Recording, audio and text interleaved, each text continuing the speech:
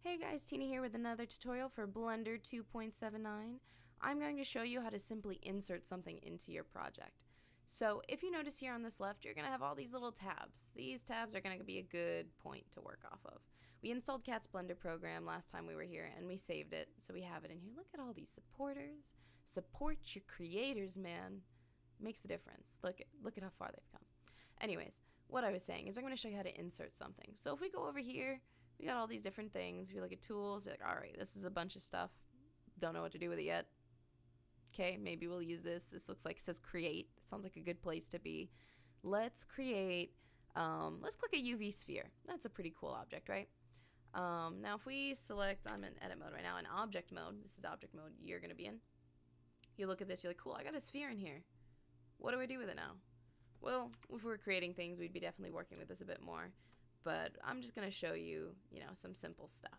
So we've inserted this sphere. We can do a couple different things. Remember I said Shift S is going to be your best friend. You can do selection to cursor, selection to cursor offset, all these different options. We're going to do cursor to center, Control S again, selection to cursor. So we're going to put it back because I moved it and I didn't want to move it. It's going to be crucial for lining things up, mirroring things. It's going to make your life a breeze when you're trying to do something. So when you have this object in here, I'm going to show you a couple simple things, and that's just if we go press tab, you're not going to be in edit mode. Edit mode, you're going to be able to move things and do various things. If I were to select a face, I can select it and move it. I can just do various things with this model. So there's two ways we can do something.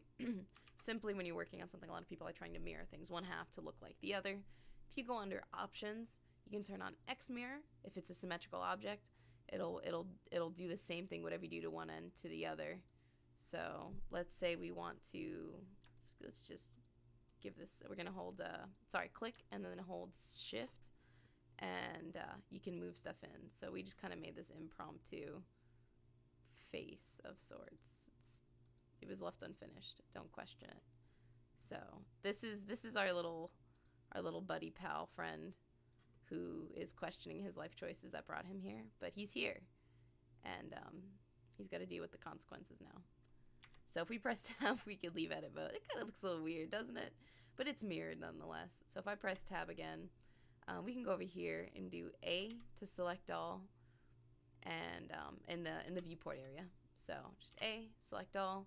Again, if you press A again, it'll unselect everything. It's going to be your handy dandy tool. When I go to shading and UVs, I'm going to make the faces smooth. I feel like that doesn't help anything, but it looks less like an abomination than it did before. Don't know what this face is supposed to be, but there you go. You've simply learned how to add something, how to turn on mirroring for a symmetrical object, and how to mess with the shading a little bit.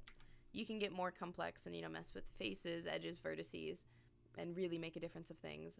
But, we'll talk about it another time. We'll go into the depths of what's the difference between a face, edge, and a vertice. So, thanks for watching.